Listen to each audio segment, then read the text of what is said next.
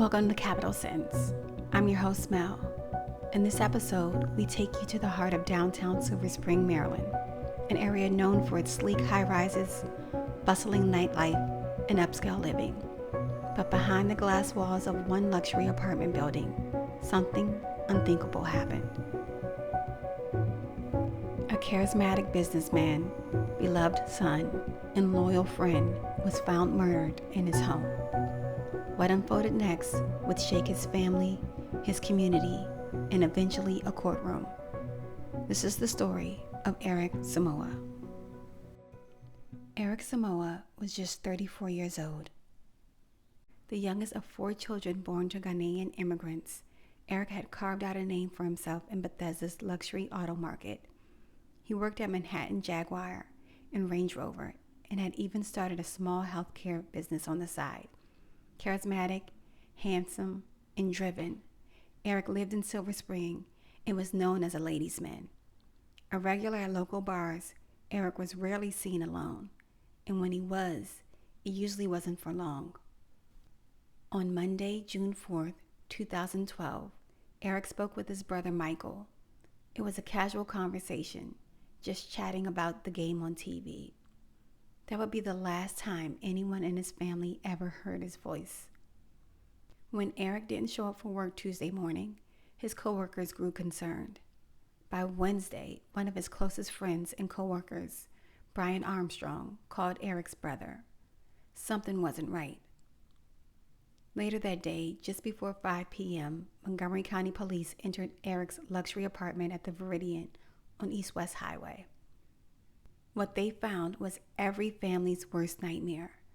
Eric Somuah was dead, shot once in the head while he slept. The doors were locked. No signs of forced entry, just a single shell casing left at the scene. Who would want Eric dead? His family described him as vibrant, joyful, and full of life. But as police started digging into his personal life, they found complications. Eric had a girlfriend, 20-year-old Denise. They'd been dating for about a year, and Eric's family didn't hide their disapproval.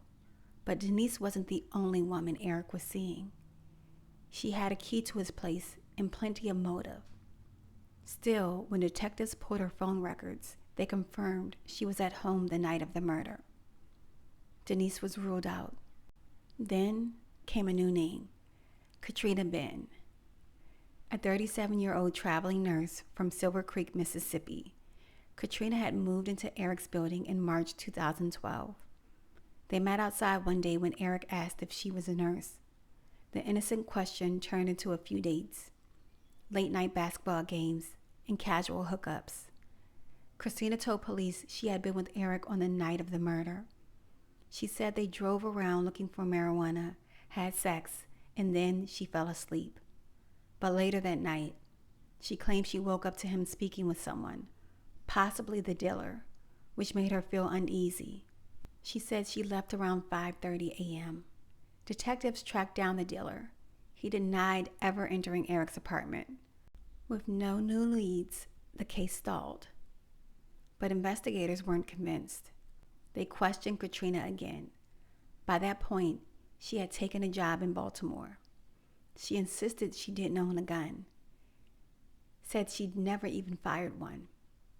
But when detectives visited her hometown in Mississippi, her father said otherwise. He told police Katrina had, in fact, fired his guns before. Still, nothing concrete connected her to the crime, until a break came from an unexpected place. A tourist found a gun on the side of the D.C. Beltway and turned it in. It was a .380. The same type used to kill Eric. Ballistics confirmed it was the murder weapon.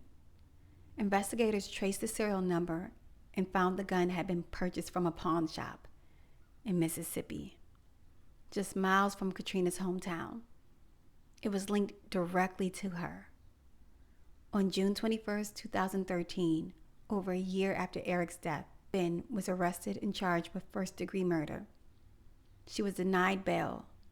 Her trial began in October 2014. Prosecutors described Katrina as the Monday night girl.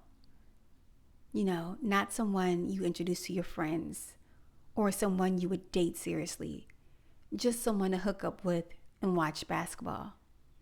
They argued that Katrina realized she wasn't the only one, and that realization turned deadly. After 6 hours of deliberation, the jury found her guilty of first-degree murder. She was sentenced to life in prison plus 20 years. Eric Somuah was a son, a brother, a friend. He lit up rooms, built businesses, and had so much more life ahead of him. While Katrina Ben now sits behind bars, his family continues to mourn the loss of their beloved Eric and the future that was stolen from him. Thanks for listening to Capital Sins. Until next time.